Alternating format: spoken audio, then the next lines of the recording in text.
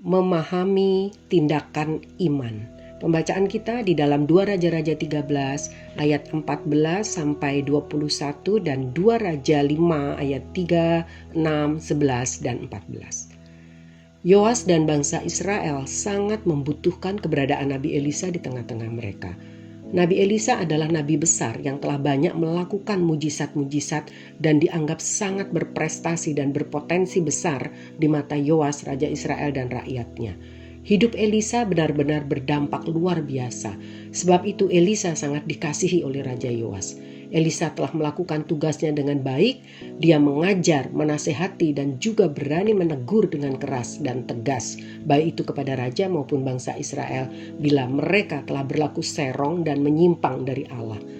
Elisa berani memperingatkan dan menegur kesalahan atau dosa-dosa mereka dan membuat bangsa Israel kembali berbalik ke jalan Tuhan. Itulah menjadi kebaikan dan kekuatan bagi Raja Yoas dan bangsa Israel. Elisa tidak takut kepada siapapun dalam memberitakan dan menyampaikan pewahyuan ilahi, pesan Tuhan, meskipun itu kepada seorang petinggi, pembesar, atau orang kaya raya yang sangat berpengaruh sekalipun. Elisa seorang nabi Allah atau abdi Allah yang lebih takut kepada Allah daripada kepada manusia. Ia bukan tipe hamba Tuhan yang bisa dibeli, yang silau atau mudah dibujuk rayu dengan harta atau berbagai fasilitas dan juga materi. Naaman seorang pahlawan di medan perang bagi bangsanya, bangsa Aram, dan telah mencetak banyak kemenangan bagi Aram. Dia sangat dikasihi oleh rajanya. Saat mendengar dari seorang anak yang mengatakan ada seorang nabi di Israel yang dapat menyembuhkan penyakit Naaman, maka segeralah Raja Aram mengirim surat kepada Raja Israel yang ditujukan kepada Elisa agar menyembuhkan Naaman. Dalam menghadapi Naaman, Elisa pun bersikap biasa saja. Bahkan ia tidak keluar untuk menemui Naaman dan hanya menyuruh pembantunya untuk bilang kepada Naaman bahwa ia harus mandi di sungai Yordan, mencelupkan badannya sebanyak 7 kali, maka kustanya akan sembuh. Naaman merasa tersinggung. Dia berpikir bahwa Elisa mau keluar menemui dia dan cukup hanya dengan menggoyang-goyangkan tangan di atas penyakitnya, maka sembuhlah kustanya. Naaman sempat marah dan merasa terhina karena sungai Yordan kotor airnya dan dianggap tidak pantas baginya. Bahkan Naaman membandingkan sungai Yordan dengan sungai-sungai di Damsyik, yaitu Abana dan Parpar yang lebih bersih airnya daripada Yordan. Itulah pikiran manusia. Dan kita pun terkadang berpikiran sama, tidak mudah mempercayai apa yang diperintahkan hamba Tuhan karena kita menganggap hal itu sebagai sesuatu yang tidak masuk akal atau tidak kena di logika dan maunya terjadi menurut dengan cara yang kita mau dan pikirkan saja, bukan menurut cara dan kehendak Tuhan yang sukar, sulit kita mengerti. Andai saja saat itu Naaman menolak melakukan tindakan iman seperti yang diperintahkan Nabi Elisa, mustahil ia bisa mendapat dan mengalami mujizat dari Tuhan, sembuh sempurna dari penyakit kustanya. Bahkan dikatakan di dalam 2 Raja-Raja 5 ayat 14, kulitnya pun mengalami perubahan ajaib, terjadi peremajaan seperti kulit seorang anak, lembut dan lentur. Ketaatan Naaman diuji. Andai saja Naaman tidak mau melakukan tindakan iman dan menolak, tidak mau mendengar nasihat orang lain, yaitu pegawai-pegawai yang setia dan loyal kepadanya yang terus mendorong Naaman untuk taat saja menurut apapun yang dikatakan Nabi Elisa demi kesembuhan dari kustanya. Saudara, saat itu Naaman mendatangi Elisa dengan membawa uang emas dan perak, juga barang-barang berharga dan indah yang akan digunakannya sebagai pembayaran kesembuhan kustanya. Bila dikurs dengan nilai uang pada zaman sekarang, menurut guru saya di sekolah Alkitab Beji sana, jumlahnya itu bisa sebesar atau senilai total 60 sampai 60 miliar. Wow, besar sekali bukan? Bisa buat beli mobil mewah, villa mewah, atau disimpan jadi tabungan bank sampai ke anak cucu. Kesempatan yang sangat jarang datang dan mungkin hanya sekali terjadi. Tapi semua benda dan harta itu ditolak oleh Elisa. Elisa tidak silau dan terbujuk godaan untuk menerima semua pemberian-pemberian persembahan benda-benda berharga dari Naaman. Namun sayang sekali Gehasi hambanya justru yang ngiler dan dengan diam-diam pergi memintanya kepada Naaman tanpa seizin Elisa. Akibatnya penyakit kusta Naaman pindah ke tubuhnya. Itu dikatakan dalam 2 Raja 5 ayat 27. Itulah upah bagi yang serakah dan yang berani membohongi tuannya, hamba Allah yang diurapi dengan tanpa takut. Belajar dari Elisa, hendaknya para pelayan Tuhan, hamba-hambanya, gembala, pimpinan jemaat, jangan mau dibeli, jangan lebih takut kepada manusia daripada kepada Tuhan. Apalagi sampai bisa atau mau diatur-atur oleh manusia. Yang penting mendapat dukungan dan tetap ada fasilitas topangan materi yang banyak dalam pelayanannya. Elisa tidak memberikan contoh seperti itu bagi kita, bagi semua pimpinan umat, kepada semua pimpinan jemaat. Elia tidak mau pewahyuan ilahi atau pesan Tuhan yang disampaikannya itu diintervensi, dibatasi, dan diatur-atur oleh manusia siapapun. Elisa tidak tergiur dengan bujukan apapun. Demi menjaga reputasi dan integritasnya sebagai pelayan Tuhan, seperti dikatakannya di dalam 2 Raja-Raja 5 ayat 16 demikian. Tetapi Elisa menjawab, "Demi Tuhan yang hidup, yang di hadapannya aku menjadi pelayan, sesungguhnya aku tidak akan menerima apa-apa." Dan benar, walaupun Naaman mendesaknya supaya menerima sesuatu, ia tetap menolak dengan tegas. Elisa menjalankan tugasnya dengan benar dan berani. Elisa memberitakan, menyampaikan kebenaran dengan tidak kompromi dengan keduniawian. Saudara yang kekasih dalam Tuhan, hamba Tuhan, pelayan Tuhan, dan gembala, pemimpin umat, pemimpin jemaat, sepatutnya tidak takut menegur, menempelak dosa bila itu harus, guna memperingatkan umat jemaat Tuhan, sebab itulah yang menjadi kekuatan gereja Tuhan. Haleluya. Kembali kepada Yoas.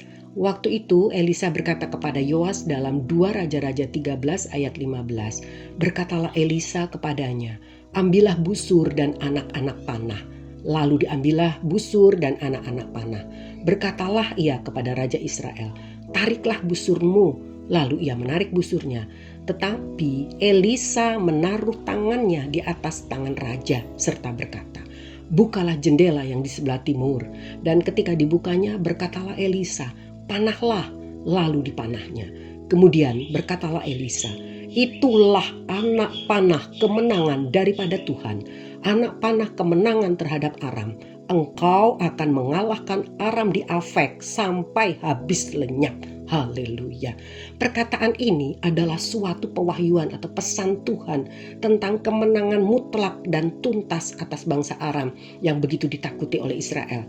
Kalimat "engkau akan mengalahkan Aram di Afek sampai habis lenyap" menunjukkan kemenangan itu mutlak dan tuntas sudah diberikan Allah kepada bangsa Israel. Namun seperti kita baca di ayat-ayat selanjutnya, Yoas tidak merespon atau melakukan tindakan iman tersebut sepenuh hati atau antusias. Padahal Elisa sangat berharap Yoas mau memukulkan anak panah ke tanah itu berulang-ulang, setidaknya 5 kali atau 6 kali. Tetapi sayang sekali Yoas hanya memukul sebanyak 3 kali saja. Hal itu yang menyebabkan Elisa menjadi marah dan gusar kepada Yoas. Seperti dikatakan di dalam 2 Raja-Raja 13 ayat 19. Tetapi gusarlah abdi Allah itu kepadanya serta berkata, "Seharusnya engkau memukul 5 atau 6 kali. Dengan berbuat demikian engkau akan memukul Aram sampai habis lenyap. Tetapi sekarang hanya 3 kali saja engkau akan memukul Aram." Yoas sendiri yang membatasi berkat kemenangan besar yang seharusnya diperoleh dari bangsa Aram. Karena ia tidak memahami pesan Tuhan atau pewahyuan pesan Tuhan, tidak peka, dia tidak mengerti maksud dan kehendak Tuhan. Yoas tidak mau maksimal melakukan tindakan iman. Yoas telah gagal beroleh kemenangan mutlak atas bangsa Aram karena tidak antusias merespon dalam tindakan iman dengan benar, dengan tepat. Taat saja dan peka terhadap kehendak Allah atau pesan Tuhan, pewahyuan ilahi untuk melakukan tindakan iman sehingga kemenangan, kesembuhan, pertolongan, berkat-berkatnya dianugerahkan dengan tak terbatas. Dan janganlah kita sendiri yang membuatnya menjadi terbatas. karena respon kita yang salah, gagal dalam memahami dan melakukan tindakan iman dengan tepat. Ada dua hal yang sudah diserukan oleh Yosafat Raja Israel itu kepada rakyatnya dalam 2 Tawarikh 20 ayat 20, yaitu yang pertama, 2 Tawarikh 20 ayat 20 saya akan singkat demikian. Percaya kepada Tuhan Allah agar tetap teguh, dan 2, percaya juga kepada nabinya, kepada hamba Tuhan, kepada gembala saudara agar dapat berhasil. Hal ini pun sama, senada dengan apa yang dikatakan dalam 1 Tesalonika 1 ayat 6. Kita akan baca nanti. Saudara-saudara, sangat disayangkan Yoas gagal di langkah terakhir. Ternyata Yoas bukan seorang yang konsisten dalam mematuhi firman Tuhan. Dia masih mau tetap melakukan perbuatan-perbuatan dosa yang disuruh oleh Rehabeam bin Nebat di dalam 2 Raja-Raja 13 ayat 10 sampai dengan 11, yaitu dosa penyembahan atau pemujaan kepada berhala patung lembu emas. Yoas lebih memilih mau tetap terikat dan melakukan dosa. Saudara yang kekasih di dalam Tuhan, kebiasaan buruk dan sikap mau bermain-main dengan dosa bisa menghambat atau menghalangi yang baik, yaitu berkat-berkat indah yang seharusnya dapat saudara terima.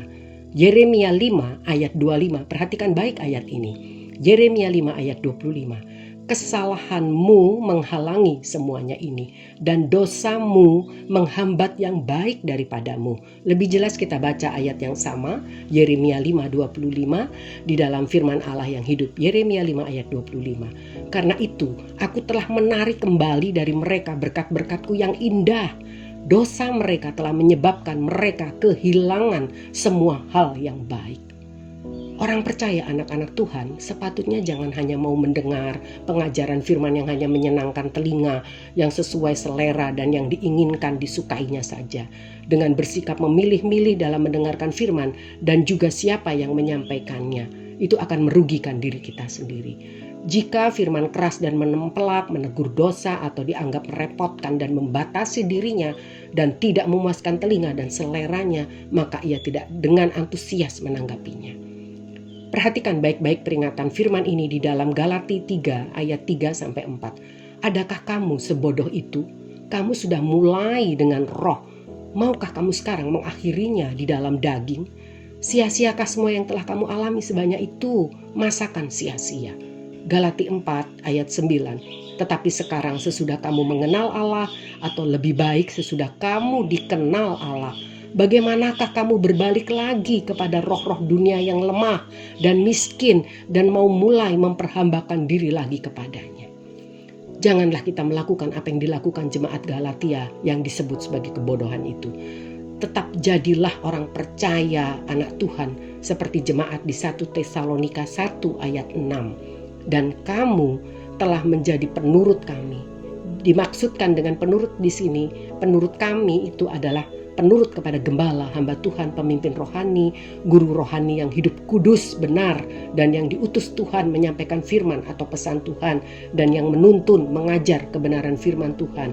Dan yang kedua, penurut Tuhan agar tetap teguh, kokoh, kuat di dalam iman. Dan poin yang ketiga adalah dalam ayat 1 Tesalonika 1 ayat 6 itu, dalam penindasan yang berat kamu telah menerima firman itu dengan sukacita yang dikerjakan oleh Roh Kudus. Ada janji penghiburan dan damai sejahtera dalam kesesakan. Puji Tuhan. Sebagai orang percaya, kita tidak akan kehilangan sukacita dan Roh Kudus di tengah-tengah penderitaan kita. Sukacita dari Roh Kudus, maksud saya. Puji Tuhan. Teladan orang percaya, hamba Tuhan, dapat membawa pengaruh yang luar biasa dalam mengenalkan orang kepada Kristus. Adakah orang lain mau percaya dan mengikuti Kristus karena melihat perbuatan dan kesaksian hidup kita?